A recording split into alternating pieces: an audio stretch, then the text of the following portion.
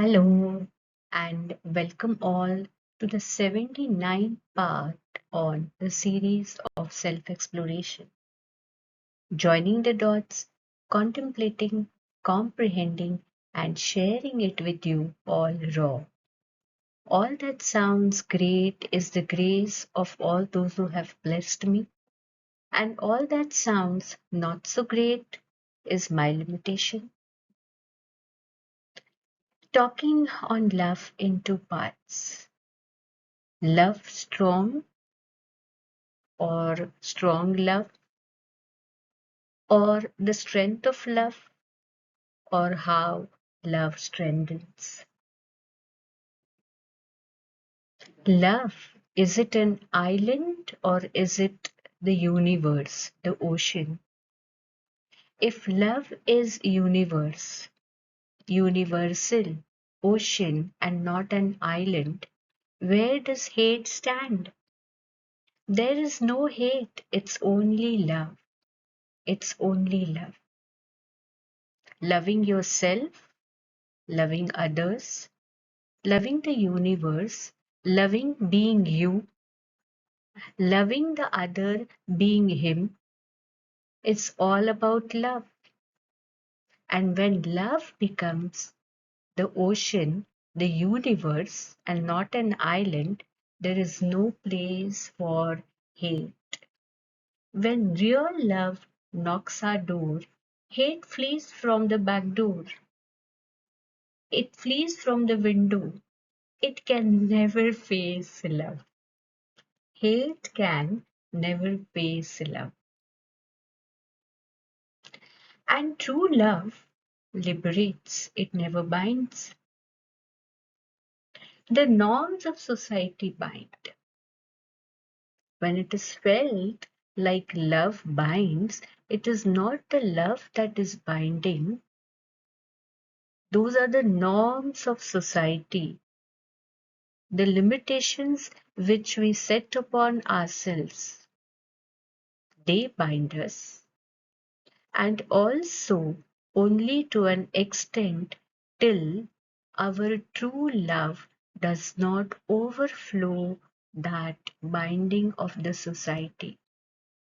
When it starts overflowing, it does not see the binding, it does not mind the society binding.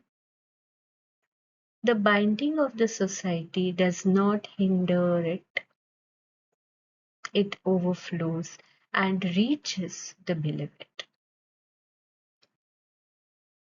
Mirabai, Tukaram said, Tukaram, those are the products of overflowing love for the Almighty.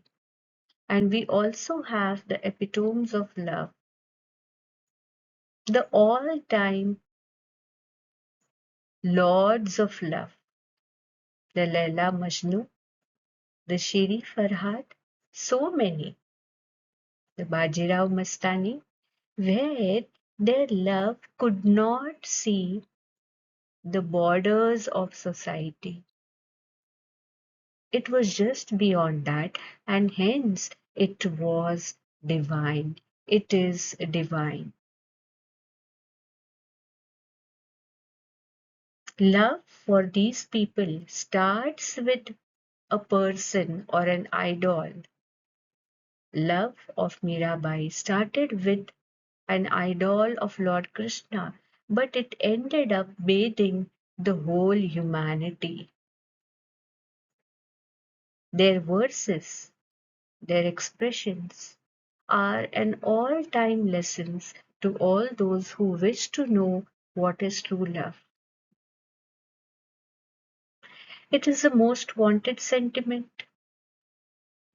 It is the most seeked sentiment right from the moment we are born till the moment we leave our bodies. The only emotion that actually humbles us, that actually pacifies us, is love. We can win anything with love, not with hatred, not with power. What we can win with love We can never win on the swords. We can never win on wars. Just to know that someone loves you, someone likes you, is so pampering and humbling. You start looking upon yourself on a better note with the only feeling that someone loves you. It gives a sense of security that has no double. It shoots up self esteem also. Yeah, I am somebody. That someone loves me. I am somebody. It strengthens and it also makes us feel responsible to reciprocate to that love.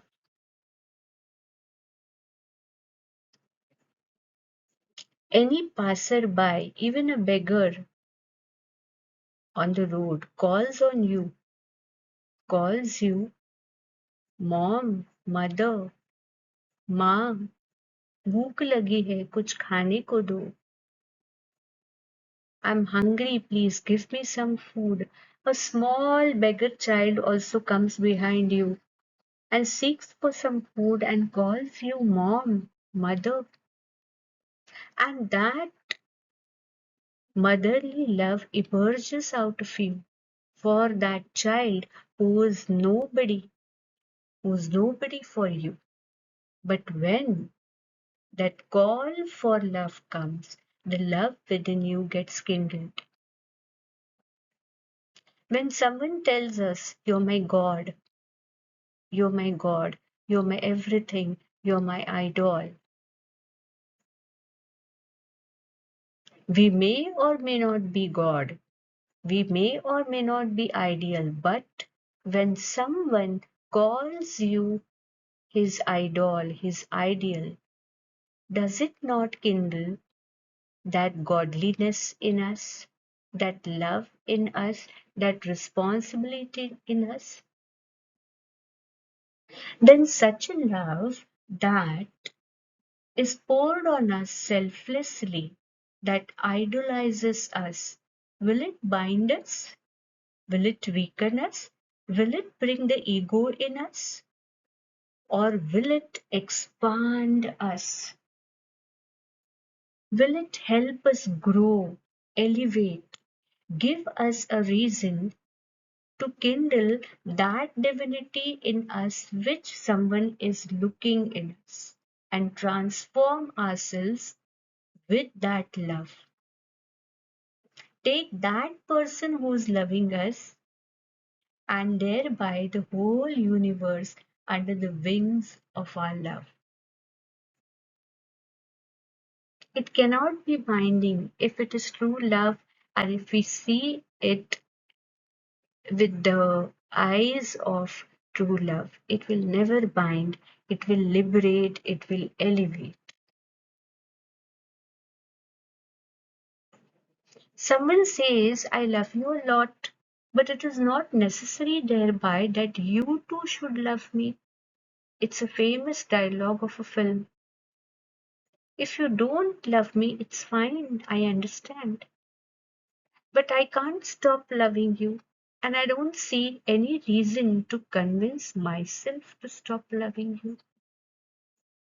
When someone loves someone with that genuinity, is the love that is there in the universe growing by that? It's such a pure feeling. It's such a serene feeling.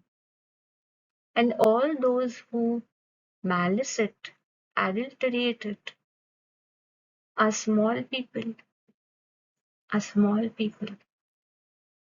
It is the only feeling that will help you to walk on the path of divinity. Like from self-love, you can go to universal love. You can hold the hands of self-love. You can hold the hands of love for somebody to walk towards love for the divine and love for the ultimate. Loving oneself is said to be a very, very first step of love. Prioritizing yourself is self-love, because if I don't love myself, how can I love the universe? So loving oneself is indeed the first step towards universal love, towards divine love. The life within me is as pristine, as precious as the divine. It is the speck of the divine that takes the shelter of my body. And if I don't respect that, how am I going to respect the universe? How am I going to respect the same speck of life in someone else and the vastness of the same life in and around me? So, what is loving oneself? Normally, it is called as the capability of saying no to someone or somebody at some point and saving oneself, marking our own limits, safeguarding our own limits, and saying no is supposed to be the most common form of self-love. Pampering our own bodies, pampering our own tastes, pampering our own preferences above someone else's is called self-love in society, and it is highly underlined. The other way around, can self-love be offering oneself till the last drop of blood, putting aside all our priorities? Is that self-love in the sense loving the self within you, reassuring the self within you that you are divine and you can expand to whatever limits you wish to? Instead of limiting ourselves under the name of self-love, can we expand ourselves under the name of self-love? The more you give, the more you will get. And there'll always be seekers for all these givers. You are acknowledged for what you give, openly or unknowingly. For the one for whom you give, even if he may or may not say it in words or actions, his being will always acknowledge what you have done for him, and that is the reciprocation of love from him, knowingly, unknowingly. Your sanity will come back to you in some or the other form. And love reciprocates as love only. It can never reciprocate as hate. Loving yourself is, of course, putting on priority what you love to do as a being. You may love to wander. You may love to read and write. You may love to indulge in some hobby, in something you like. You may simply love to sit doing nothing. On the higher path of spirituality, your priorities could be peace, serenity, externally, internally, just be at times, and eventually, most of the times. But leave it to the Almighty. If you really deserve, it comes to you. It comes to you on a red carpet. You don't have to grab it. You don't have to mark your borders, and secure it. If you are throwing love, love will come back to you. If you are letting others do what they want, one day the universe will let you do what you want, and that would be the self love of the highest order. Getting it on the red carpet, falling it in the lap, and not grabbing it, not acquiring it as right, but getting it as a gift from the universe. If He wishes, if the Almighty wishes to use us in the service of people around, in making them happy, be glad to spill yourself generously. You reach the same place both ways. Finally, what matters is the internal peace and bliss, and that you will never get by denying services to the people around who seek it. So give yourselves generously, liberally, to the best of your capacity and more. Do not say no to a loving call of someone, or when I am needed to somebody. Squeeze these moments. Because by denying it, how much ever you pretend, you will never reach real bliss state. That call will keep calling you, will keep biting you. And in the process, you may feel that you're losing on something you really seek, but you do not. You do not. That is telling yourself, that is pampering yourself, that is acknowledging yourself, that is patting your own back for what you are doing, for how you are throwing yourself, for how you are giving your best, and then believe what you have sought will come to you. Love strong, or it's about the strong love, or it's about how love strengthens you, and it's all about how strong love brings back strong love to you. Little abstract, but those who penetrate into my thoughts will definitely align with these and will enjoy them too. Stay tuned for some more such abstractions. Thank you for joining in. Bye.